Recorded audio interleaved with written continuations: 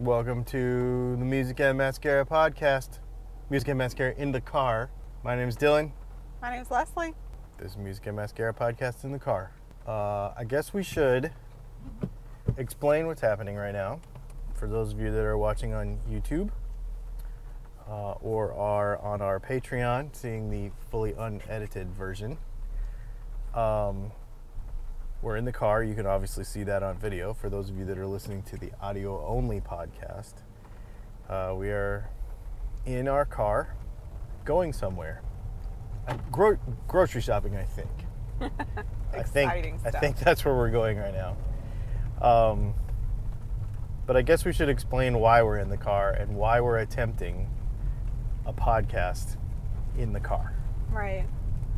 I mean, so for anybody that's followed us, I mean, we're going back years. I think we started that in like 2016. I think so too. So we're going back years. So our followers will know that we originally started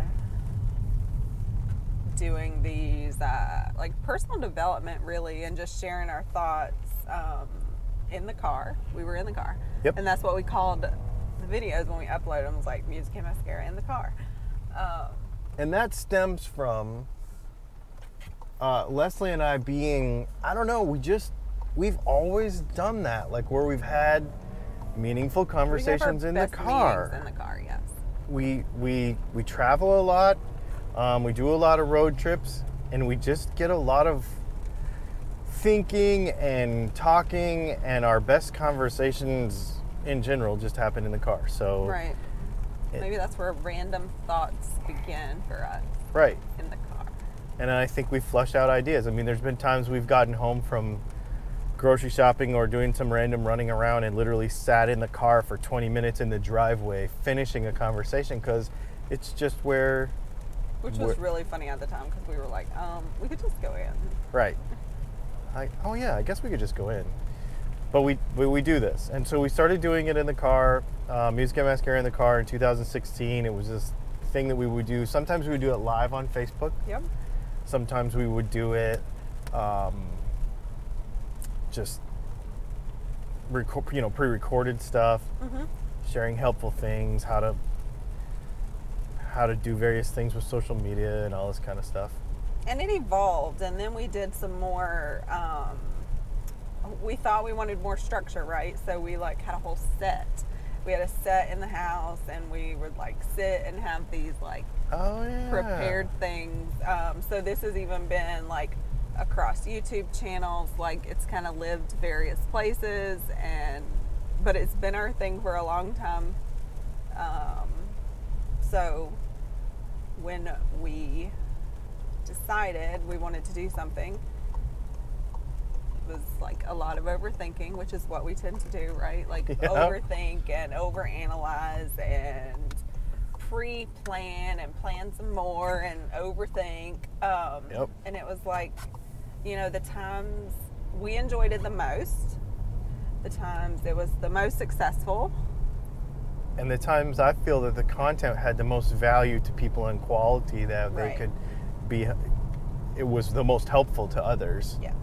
Was when we just did it kind of more spontaneously in the car. Yep.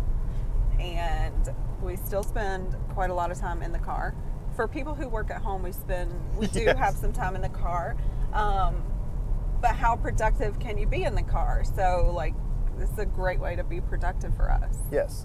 And I do realize that it changes the quality of, for instance, an audio podcast. It's not like this super studio edited, really beautiful sounding podcast. Obviously, we're using wireless microphones and a GoPro, to do this. But I just feel, and we're going to get into this. This is kind of what our subject is about today, is authenticity, right? Like,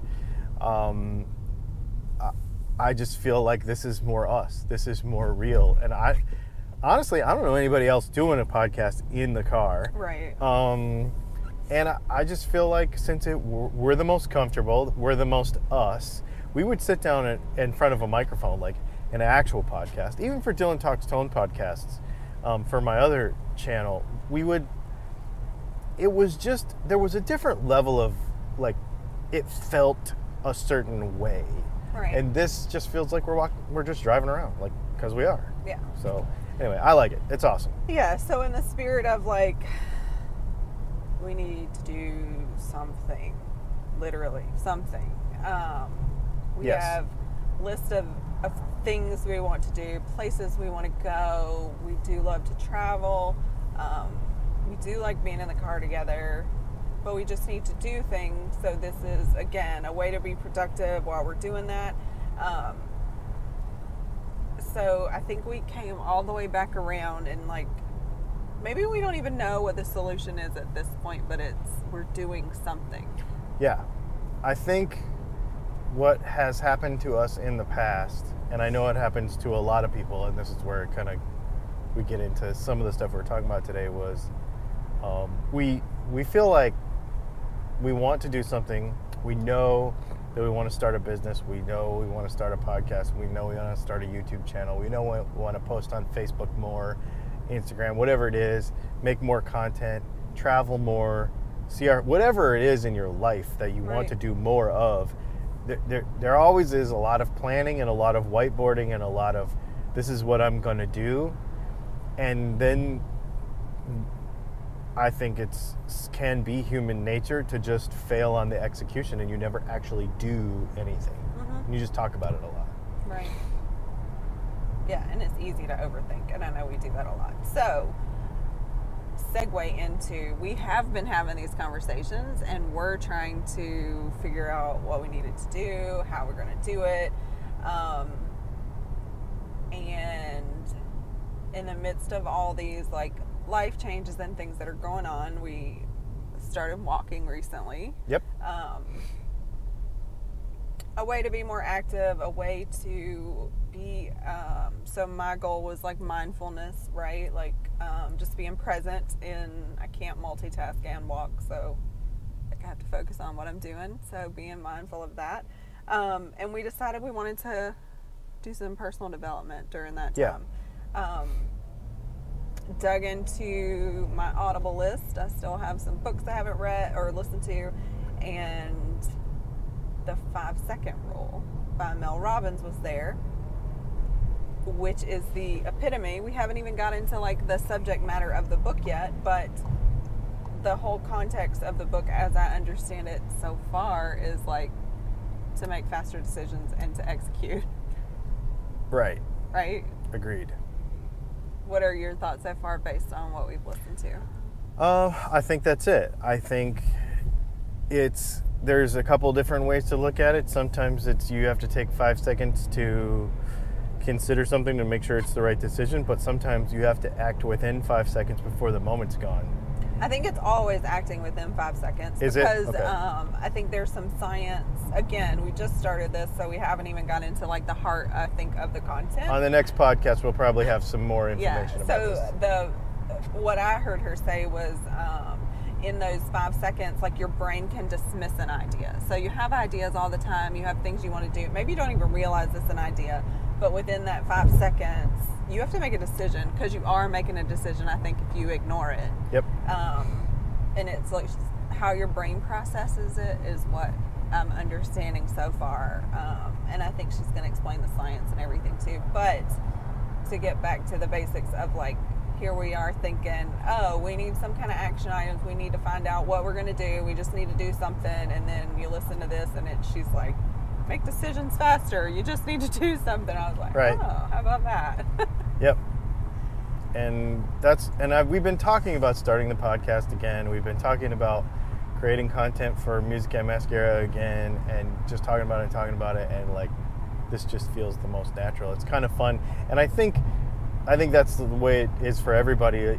You end up overthinking, and you probably could go back to some super basic thing that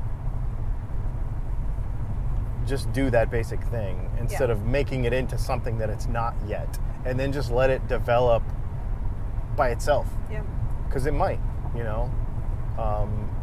but if it doesn't, at least you're accomplishing that basic thing, and now you have something to build on instead of not doing anything at all. Right. Which in action is probably never a good decision. Nope.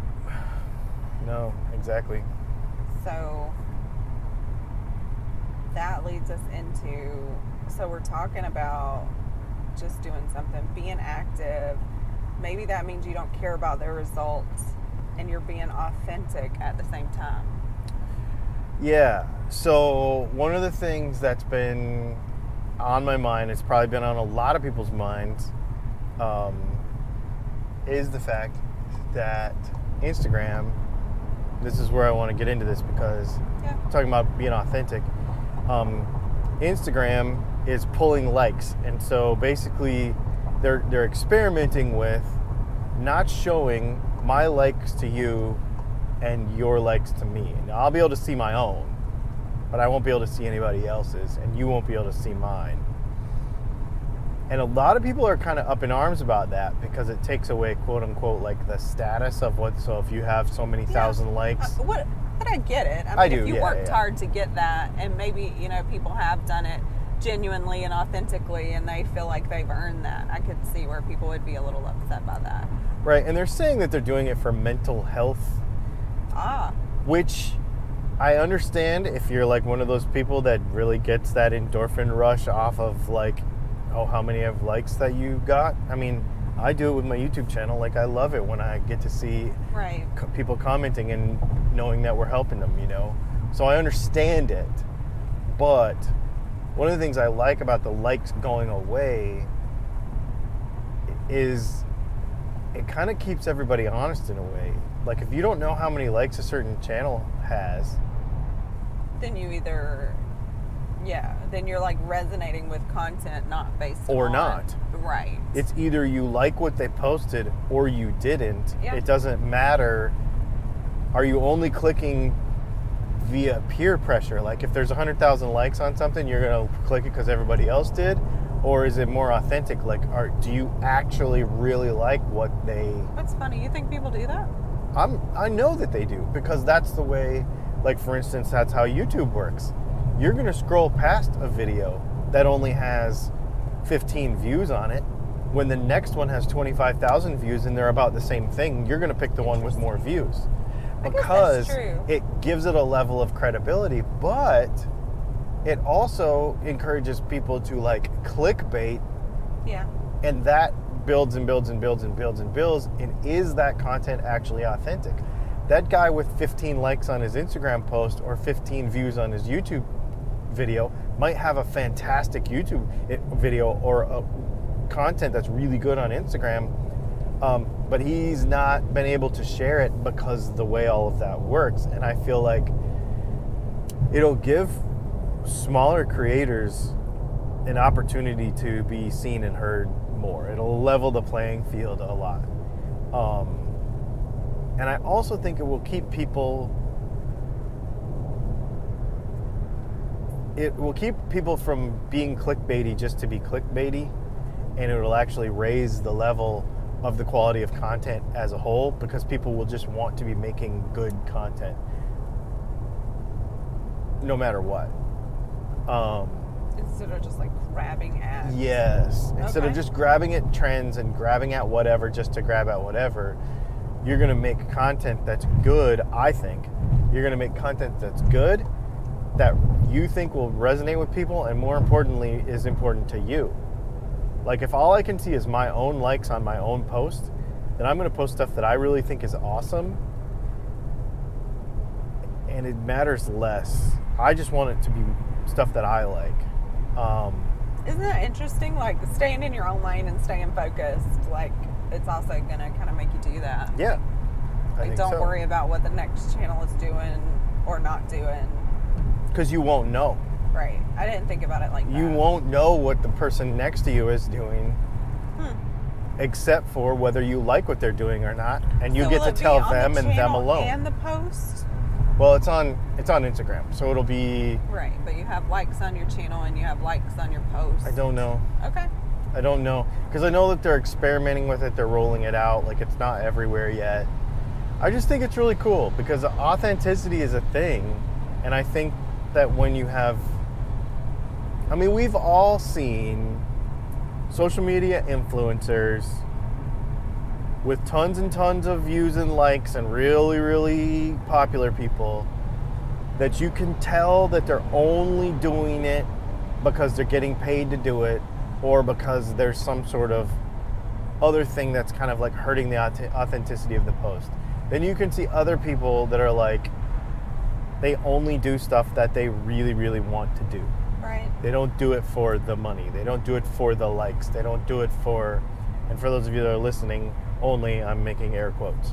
So, and I think that will keep that cleaner. That's like that other article that I saw that we were talking about, or that I showed you earlier, about how the huge influencer is going to start tapering off and smaller influencers are going to start coming up and being more organic. Influencing is going to be more of a thing than these people with billions of followers. Right. Because it's more authentic. Right. Don't just get it in front of people, like really have a genuine passion for something or really care about it. Yeah, I mean, who are you going to ask, like, about a vacuum cleaner or about, like, what coffee you should buy? I mean, you may see some celebrity who drinks a certain coffee and you'd be like, oh, I'm going to try that coffee. That looks interesting. But, in my opinion, you're going to try it once because they tried it. But if your best friend says, yo, you should try this coffee, it's really good, are you going to be more, I don't want to say loyal, but like more heavily affected over a longer period of time by what your friend says more than what like a celebrity says anyways? Right. You know? Yeah, and are they getting paid to tell me that, or do they really like it? That's a big difference too. Like, yes. Yeah, I think about that when I read reviews a lot of times, because some people get paid to make reviews, and that seems really, it's kind of the same thing. It's very inauthentic. Like, you got paid to say you like this. Right. Everybody else says they hate it. Like, yeah. And I just feel like that whole the Instagram thing, coupled with that article that we read, it just makes me feel like I want to make a goal to make sure that what I'm doing is what I want to do, what is authentic to me. Like this podcast, riding around in the car. Somebody could get in the comments and say, your audio quality is not that good. I wish you would do it in the studio because blah, blah, blah, blah. Find a reason not to like it. But I'm like, yeah, but this is what we do.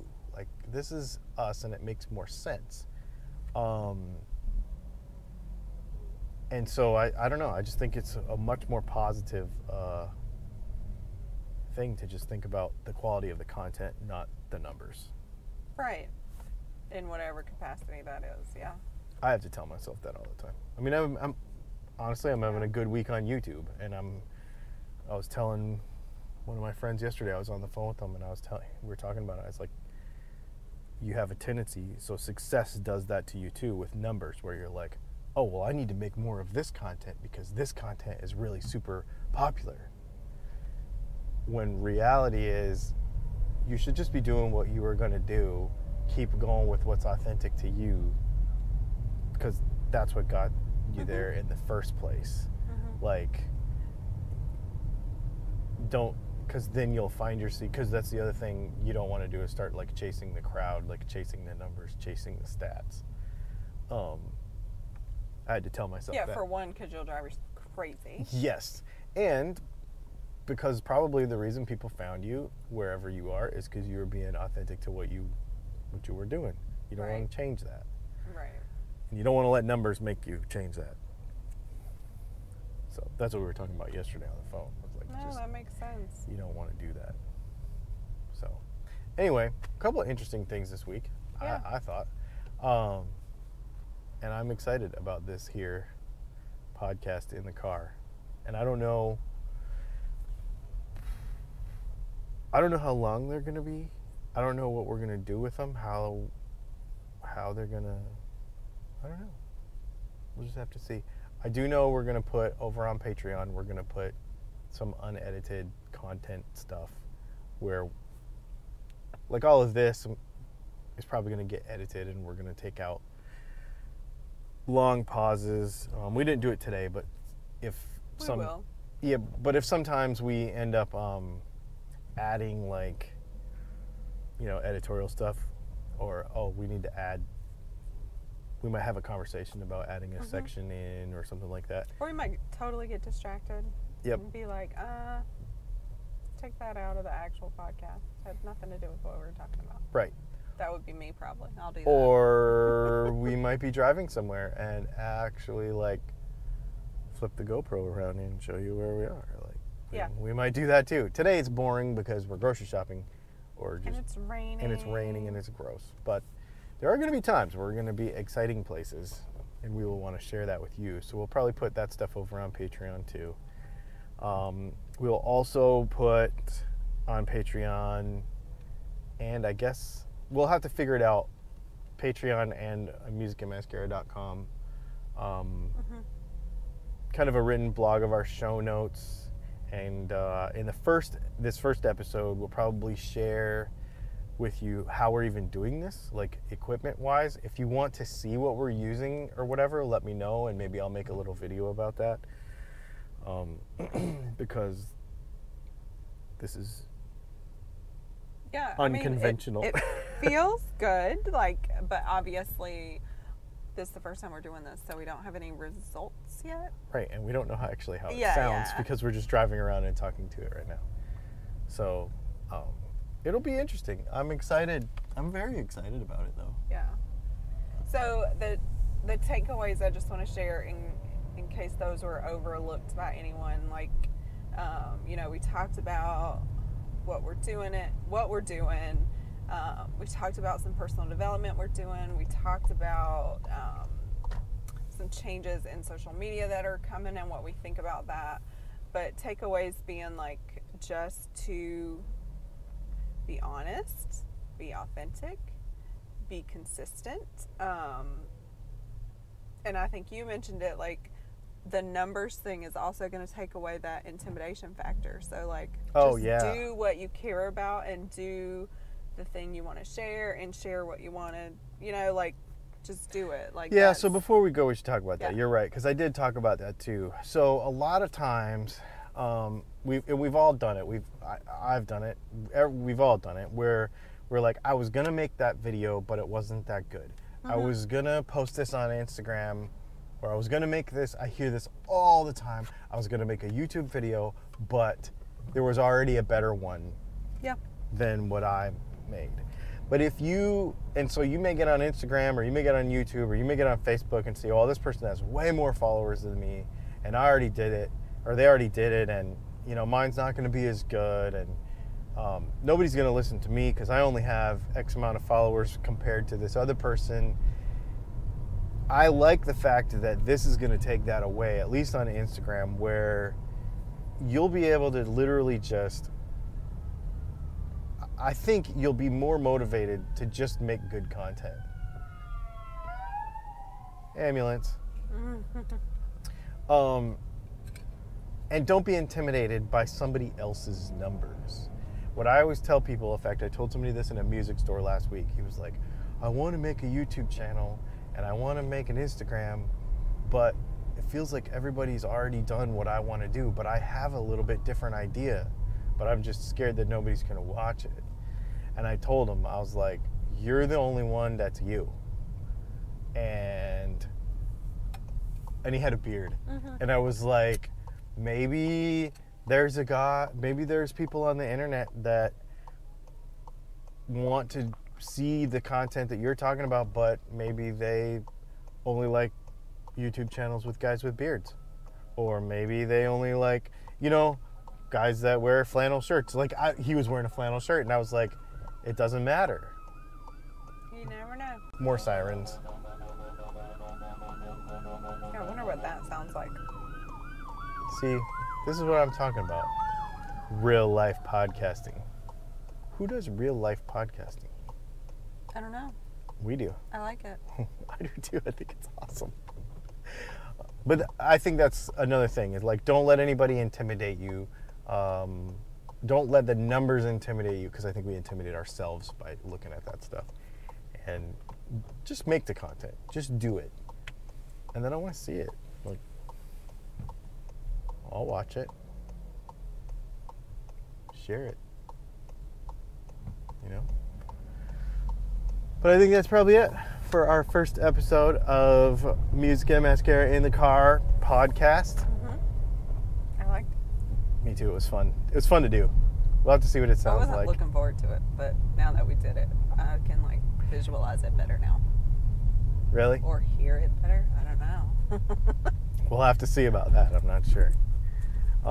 Let us know what you think in the comments and tell us what you want to hear. You know, like if you have ideas or questions or anything that you want us to do. And let us know where you're watching it, because we're going to put it on Facebook. We're going to put it on Instagram TV. We're going to put it on YouTube.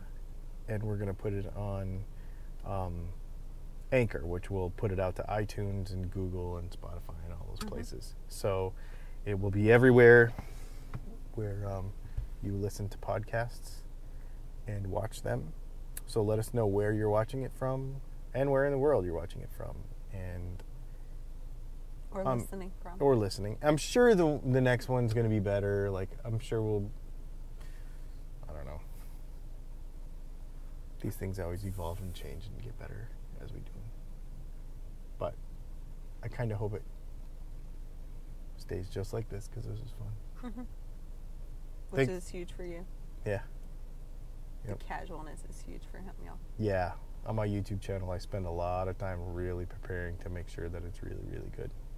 So, cool. Well, thanks for hanging out. And check us out, musicandmascara.com. And all the places. Look at the show notes as well as in the description of the videos wherever you see this in the world. We'll see you.